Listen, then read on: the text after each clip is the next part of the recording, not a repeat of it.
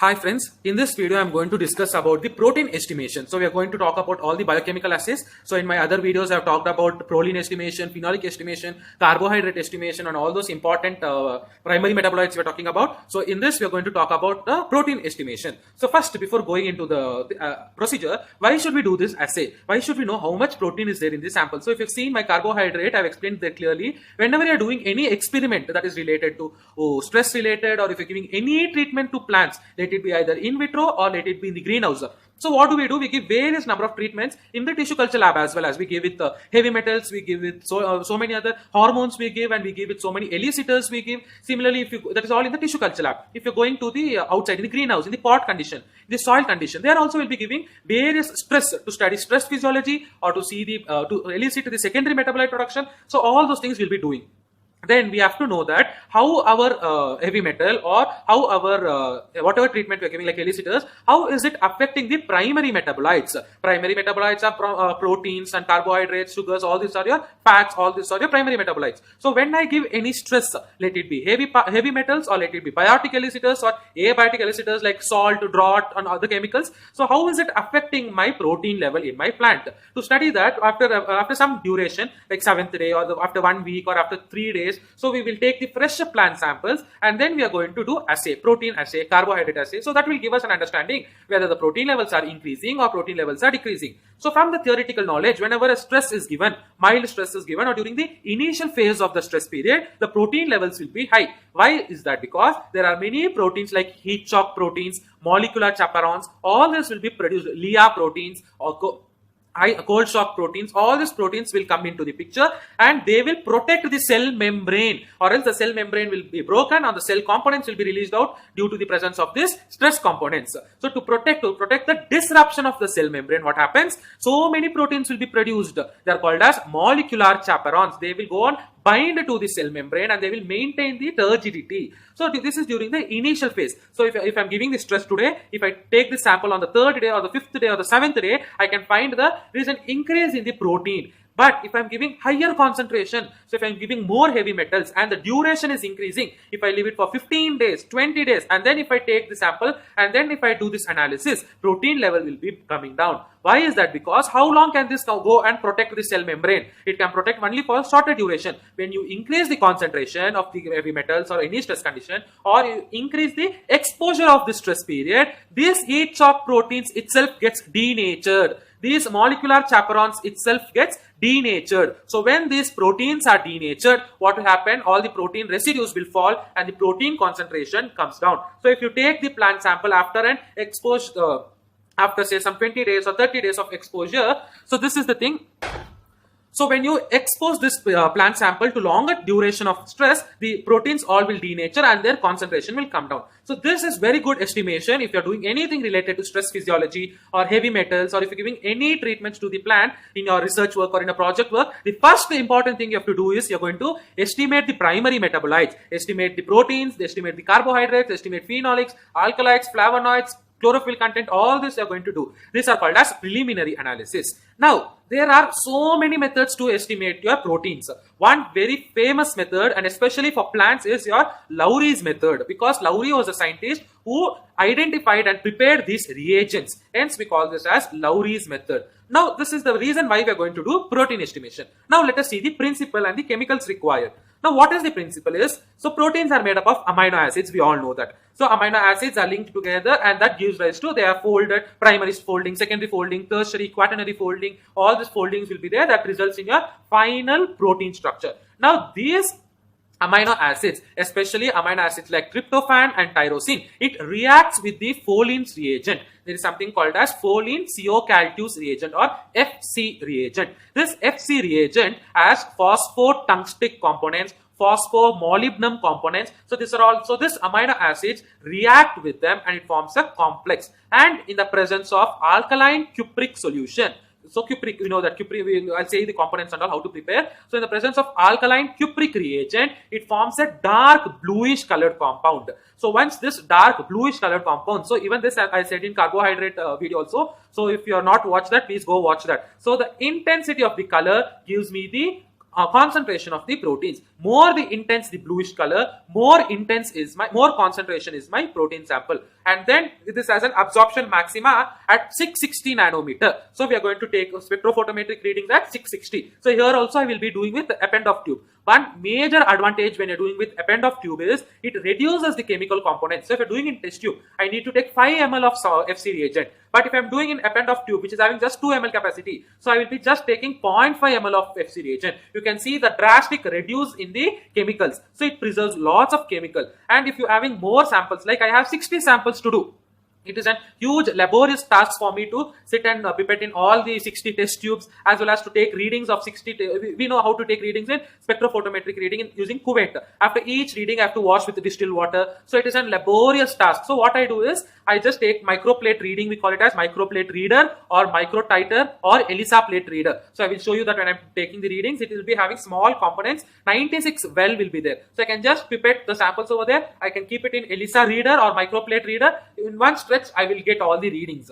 So I have explained all this in different types of instruments in molecular biology lab. So for those people who have not watched the instruments, please go and watch. I have explained about all the instruments that we'll be using in general plant related experiments. So you can go and observe all those videos. So now we will go on to the chemicals that is required. The first and the foremost chemical is the plant samples. So as I said you, I'm going to take 60 samples, but here for demonstration, just one sample I'll be showing you. So I'll be taking root, leaf, stem and seed. So 4 I'm going to take and triplicates I'm going to do. So that is my plant sample. Now, very important thing is your buffer, phosphate buffer. This phosphate buffer needs to be prepared freshly. Try to prepare freshly. You can prepare the components that is required for this phosphate buffer: monobasic sodium phosphate and dibasic sodium phosphate. These two are the main components. So I would like to give you one very good book reference over here. There is one book called as Biochemical Methods by Sadasivam and Manikam. It is just here. I will just show you this book. So this book, Sadasivam and Manikam, Biochemical Methods. It is a very, very excellent book for all the biochemical assays. It has some almost 80 to 100 experiments. It is there from all proteins. There are in protein itself, there is many methods in proteins, carbohydrates, many methods, DNA, RNA, amino acids, each amino acid, each enzyme. So you can buy this very good book. You can buy this book. So it gives you very detailed explanation for each experiment it is given. So I'm referring this book itself. Now we are going to prepare buffer of pH 7. So that in the last few pages you have some tabular columns of you can see over here how to prepare buffers of various pH. pH 6, pH 7, pH 5, pH 4. So accordingly, whichever pH we need, we can prepare. You can prepare using that tabular column. Now I am going to prepare a neutral buffer pH 7. I am going to prepare. Now I am going to take 0.2 gram of plant sample and in the pestle and mortar I am going to grind it using 10 ml of phosphate buffer. Now, why do we need buffer? You have to understand the principle behind each and every chemical compound that you are going to use. Then you don't have to by heart all these things for your practical examinations. So there will be reason behind using buffer. In carbohydrates, we use HCl. So again, I said you the reason there also. Buffer here we are using. So in some experiments, we'll be using just distilled water. So understand in Bradford assay, we'll be using something else. So understand the principle behind each and every chemicals that we are using. Now, I'll say you the principle behind using buffer. Proteins are very, very delicate. If it is based on the pH, the denaturation activity occurs. So their ideal pH is between 5.5 to 7.5 or 8. In neutral pH, almost all proteins will be there. So if the pH goes above the 7 or 8, it becomes basic. Or if it comes below 7 or 6, it becomes acidic. During acidic condition and basic condition, the proteins have a tendency to get denatured and we will not get an accurate result. So that is one important thing that you have to remember. So you are going to make phosphate buffer of pH 7. So it is a neutral buffer. So you need two main components for that. One is my monobasic sodium phosphate and dibasic sodium phosphate. These two things I have prepared and I have already kept in the cold room, and whenever I require, I have prepared freshly this buffer I have prepared. So how I am going to prepare it? So I have taken 39 ml of monobasic sodium phosphate, 39 ml of monobasic sodium phosphate and 61 ml of dibasic sodium phosphate. So 39 ml of monobasic and 61 ml of dibasic. So when I take these two, I will get 100 ml, and I am going to take 100 ml more distilled water and 200 ml of phosphate buffer I have prepared. So this 2, if I add, I will get 100 ml. To that, I'm going to dilute it with 100 ml of distilled water, and so I'm going to get 200 ml of phosphate buffer pH 7. If you have very less sample, you don't have to waste so much of chemicals. Dilute it accordingly. If you just need 50 ml, dilute the whatever I said, dilute it. So based on this, now buffer is prepared. So I am going to do all my extractions using this phosphate buffer itself. For grinding everything, I'm using pestle and mortar. And again, as I said, the pestle and mortar needs to be chilled. Whenever you're doing any enzymatic related issue, assays, protein assays, all those things, make sure the pestle and mortar is in room temperature. It need not be in ice cold condition, or it not be very high. Don't take it directly from hot air oven. Keep it in room temperature. So pestle and mortar is ready, my plant samples are ready, and buffer is ready. So next, so I'm going to take 10 ml of buffer, 0.2 grams of plant material. So different papers, if you refer, you'll get different protocols according to the availability of the plant material, availability of the chemicals. You can formulate your own protocol. This is my own quantifications I've done. It is giving good results. So I've taken this, fixed with this. So I've taken 0.2 gram of plant material and 10 ml. So again, we need measuring cylinder to measure. 10 ml I'm going to measure, and I'm going to pour little by little and grind it, and I'm going to transfer it into centrifuge tubes. So this is the centrifuge tube. Either you can do it in test tube, then from test tube you can directly transfer it to centrifuge tube. So to conserve time, I've marked in the centrifuge tube. So I'm going to pour this into centrifuge tube, and I'm going to keep it in centrifugation, and for I can keep it in 5000 or 6000 centrifugation. If you're having ice cold centrifugation, most preferably you can do, because when you're doing centrifugation, what happens? Heat gets generated. From that heat also your proteins might be denatured. So whenever you're doing molecular assays or such type of biochemical assays, it is preferred to use ice cold centrifuge,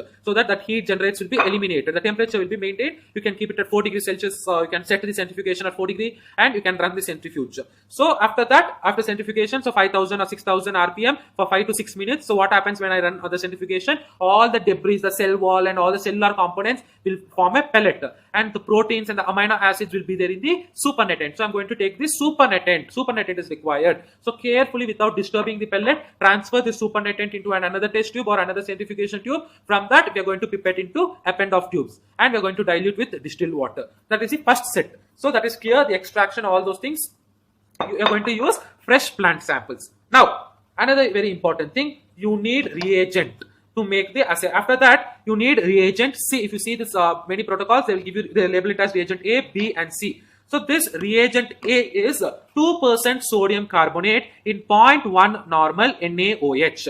So this is reagent A. So you're going to prepare individual components, then you're going to add, and then you're going to make reagent A. Reagent A is 2% sodium carbonate in 0.1 normal NaOH. How we are going to prepare this? We know NaOH comes in the form of pellets. You take NaOH, you add distilled water, dissolve it. If it is not dissolving, heat it slightly, it will get dissolved. So that gives me 0.1 normal. Again, you have to go into calculate how much is 1 molar and 1 normal. Accordingly, 0.1 you're going to calculate all those things. I'm not going to say you here. So you're going to make, first you're going to make 0.1 normal NaOH solution, 100 ml you're going to make.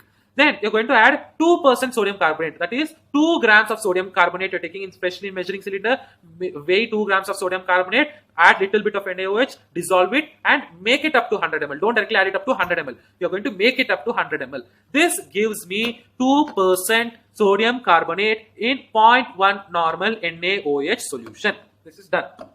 This is reagent B. Again, here are two methods you can do. So you'll be using two components, 0.5% copper sulfate in 1% sodium potassium tartarate. Some people will prepare this two solution, and just before they are doing this assay, they will add it. So just to conserve time, see, I have prepared, I have mixed both the components. I have taken 0.5% copper sulfate in 1% sodium potassium tartarate. So how am I going to do this? 1% sodium potassium tartarate, you get chemical. So you get like this chemical, you get sodium potassium tartarate. So I have taken 1 gram and I have added 50 little bit of distilled water and I have made it up to 100 ml. That gives me 1% sodium potassium tartarate. So you can prepare this as an individual component, and then individual component as copper sulfate, 0.5 gram.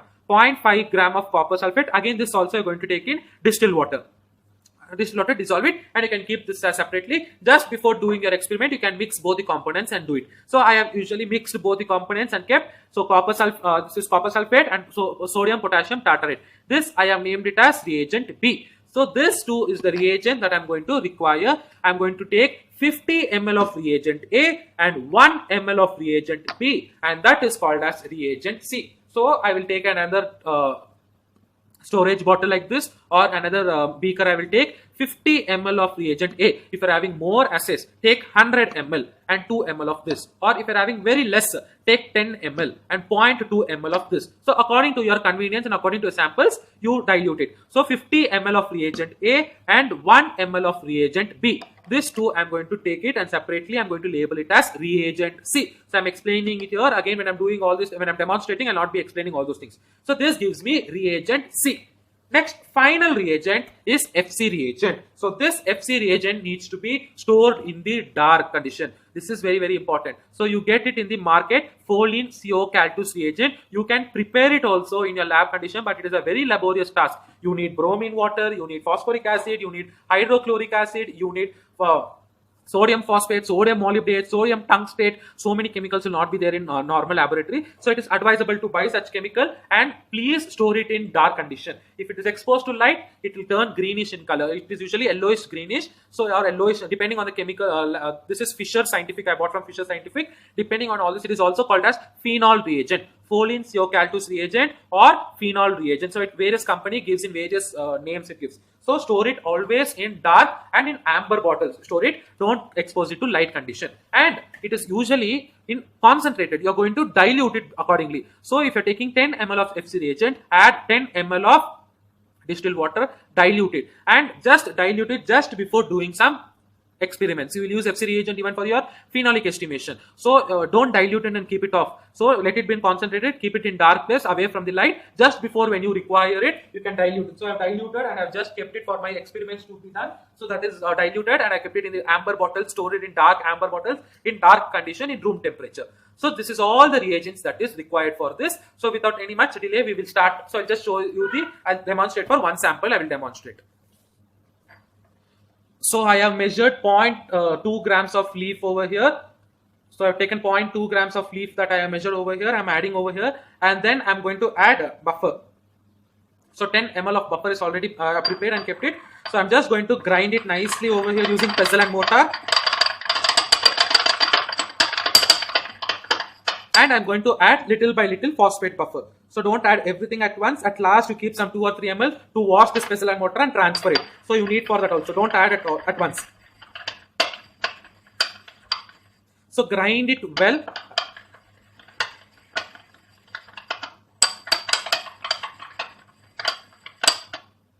So little by little by little, you can add the phosphate buffer and grind it properly. All the cell components should be broken and all the proteins should come out to the solution. So that is the main aim of using pestle and mortar and grinding it. So whenever we are grinding it, we have to break the cell. So put your pressure so much and grind it properly. Make a proper paste. You should get a green solution. You should get. So I have grinded properly over here. So I will just show you. So I have taken the centrifuge tube, I have washed it and dried it. Now this leaf extract, this is called as leaf extract, I am pouring it over here. So you cannot see the leaf plant anywhere. I have grinded so well. Now what you are going to do is take this remaining buffer and again wash it 2 to 3 times and pour it into the same thing. So you can see over there the leaf extract is like this. So I will do all these things, and then while keeping in centrifuge I will show you and we will continue.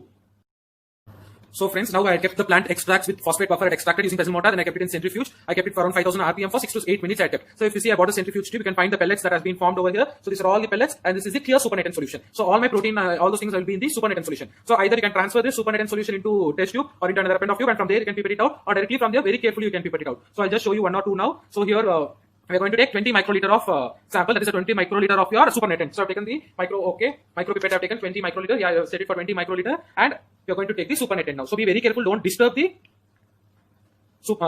pellets. So I've taken over here, just from the top layer, just 20 microliter I'm going to take.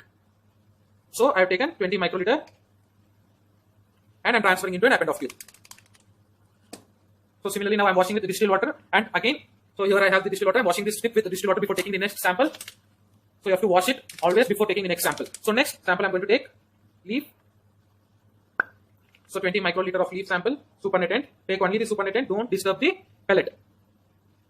20 microliter, and I'm going to dilute it by adding 80 microliter of water distilled water. So this is your append of tube. So accordingly, if you want to do it in test tube, and if you're going to use the normal spectrophotometer reader, you can increase it by 10 times. Instead of taking 20 microliter, you can take 2 ml, and you can add 8 ml of distilled water. You can add it, totally make it up to 10 ml. So since I'm doing it in append of tube, all the reagents will be reduced and my time also will be reduced, and I'm taking the readings. So I'll show you then how to take the readings later. Watch, stay tuned till the end of the video. So now I'm going to take 80 microliter of, so I've set to 80 microliter of distilled water I'm going to take. So here, since I'm taking distilled water, you don't have to wash each and every time. So at once you can add 80 microliter for all the append of tubes. You can add it. So 80 microliter of distilled water and 20 microliter of plant extract. After adding this, you're going to vortex it.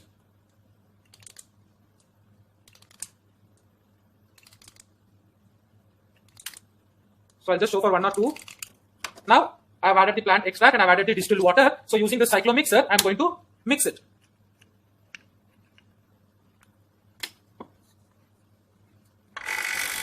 So what happens? All the mixture gets mixed well. So this is called as cyclomixer or vortex. So whatever the components you add into the append of tube, you have to keep it here so that all the components get thoroughly mixed. So I'm going to do all these things. Then I'm going to add reagent C. So let us see that. So friends, what we have done till now is after the centrifuge, we have taken the supernatant, the plant extract, 20 microliter, and I've added 80 microliter of distilled water, diluted it, and I've given a thorough mix using cyclomixer. Next, I'm going to add reagent C. So as I said you in the first part of the video, how to prepare this reagent C by 2 reagent A and reagent B, 50 ml of reagent A and 1 ml of reagent B. If I take, I'll get reagent C. So this is reagent C, and I'm going to add 500 microliter of reagent C. 500 microliter is nothing but 0.5 ml. So either you can pipette it, or you can use micro pipette, or you can use, if you're having many samples, you can fill that in the burette, and 0.5 ml you can use for all samples. Or if you have very less, you can use this micro pipette or normal pipette you can use. So 500 microliter of reagent C I'm adding. This reagent C is nothing but it is having alkaline medium and cupric tartarate, sodium potassium tartarate, cupric sulfate, all these reagents are there. So this is that. After adding this, again I'm going to give a thorough mix for all this using the cyclomixer.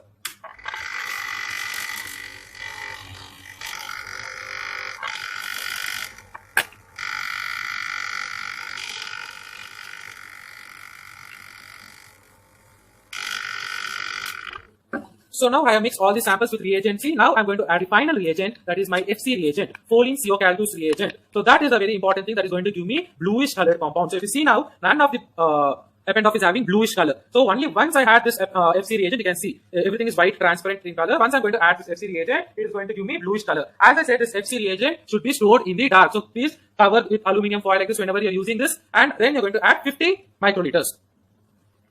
So this is my FC reagent that I have diluted in the ratio 1:1, and I covered this measuring jar or beaker also in aluminum foil to avoid the direct contact of the sunlight. So we are adding 50 microliter of FC reagent to all the append of tube, and we are just giving a thorough mix using the cyclomixer. And then we are going to incubate it in the dark for 30 minutes, and the blue colored compound or blue colored solution, the absorbance is going to be measured at 660 nanometer. So you can see, observe here, as soon as I added this FC reagent, the blue color solution has already been developed. So when you compare this to append of tube, you can find in this, as soon as I add this FC reagent, the blue color compound has been developed, the blue color complex solution. So this absorbance after 30 minutes of incubation at dark, I am going to measure it at 660 nanometer. So friends, now 30 minutes incubation time has been over. So I've incubated all the protein samples for 30 minutes in dark condition after adding FC reagent. So I'm just showing you the seed sample. You can see how dark it is. You can see the bluish colored complex I said you, right? So this bluish colored compound is the thing that is going to give me indicate how much of proteins is there in my sample. So this is of seed and this is of leaf. So though the leaf, it looks light transparent, but I can see light bluish color. When I compare this to it, I can easily say that seed is having more protein content than leaf. So similarly, this is of stem. Even stem is showing light bluish color, and this is of root. So I have taken all these things. Now what I'm going to do is I vortex it again once. So this is called as microplate or ELISA plate it is called as. So it has 96 well it has. So I'm going to take 200 or 300 microliter, and each well I'm going to pipette, and then I'm going to, I have microplate reader over here. So I'm going to take the absorbance at 660 nanometer. So I'll pipette it and then I will show you. So this is, I'm going to use microplate reader or ELISA plate reader it is called as. So let me pipette and then let me show you. So I pipetted all the samples over here. Now I'm going to place this. So at 96 wells, I can take these samples at a stretch. So I'll show you how is that. So first we are going to keep the samples over here. Now I'm going to set it at 660 nanometer. 660 nanometer. Enter.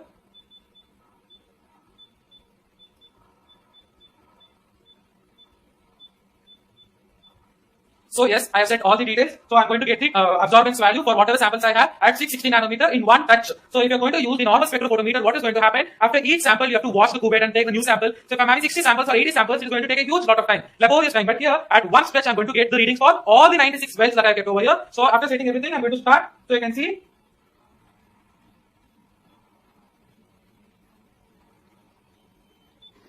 So this is the absorbance value that I got. So I get the absorbance value. So accordingly, in which sample I got, I should sit and I should calculate. So again, this absorbance also in replicates I'm going to take. So again, if I'm pressing start, again the readings is going to come. It is as simple as that. So all the 96 wells I got absorbance in just a matter of few seconds. So it saves lots of time. So this is the advantage of microplate reader. See, again I got the second absorbance value also. So again I'm doing in triplicate. So this is my second absorbance and the third absorbance value I'm going to take now.